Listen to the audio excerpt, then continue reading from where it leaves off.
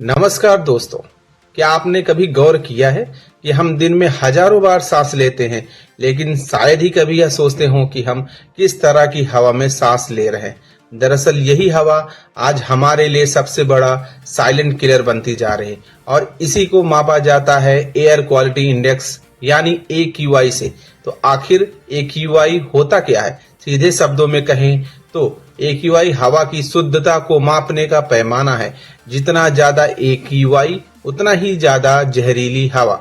जब AQI 0 से 50 के बीच होता है तब हवा सुरक्षित मानी जाती है, लेकिन जैसे ही यह 100 के पार जाता है सांस लेना मुश्किल होने लगता है।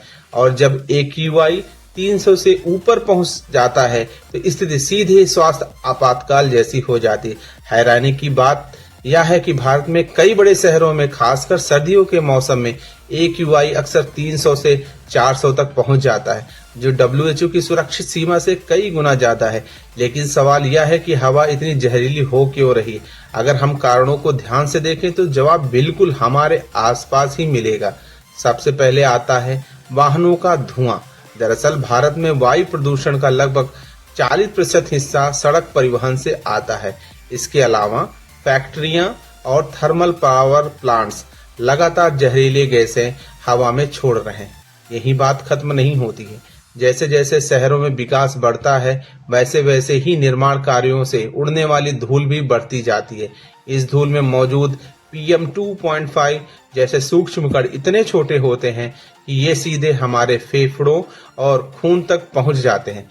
फिर आता है एक मौसमी लेकिन बेहद खतरनाक कारण, पराली और कचरे का जलाना जाना। सिर्फ कुछ ही हफ्तों में AQI कई गुना बढ़ जाता है और पूरी हवा धुएं की चादर में बदल जाती। अब बात करते हैं इसके सबसे खतरनाक असर की, हमारे सेहत पर प्रभाव। दरअसल खराब AQI का असर तुरंत भी दिखता है और धीरे धीरे भी। शुरुआत में आंखों में जलन, गले में खराश और सांस लेने में दिक्कत होती है, लेकिन लंबे समय तक ऐसी हवा में रहने से दमा, फेफड़ों की बीमारी, हार्ट अटैक और स्ट्रोक तक का खतरा बढ़ जाता है। विश्व स्वास्थ्य संगठन यानी WHO के अनुसार हर साल दुनिया में लगभग 70 लाख लोगों की मौत वायु प्रदूषण से जुड़ी होती है। सबसे चिंताजनक बात यह है कि बच्चों के फेफड़ों का विकास प्रभावित होता है, जबकि बुजुर्गों और पहले से बीमार लोगों के लिए यह खतरा 2 गुना बढ़ जाता है। तो सवाल उठता है, क्या इसका कोई समाधान है? जवाब है हाँ, बिल्कुल।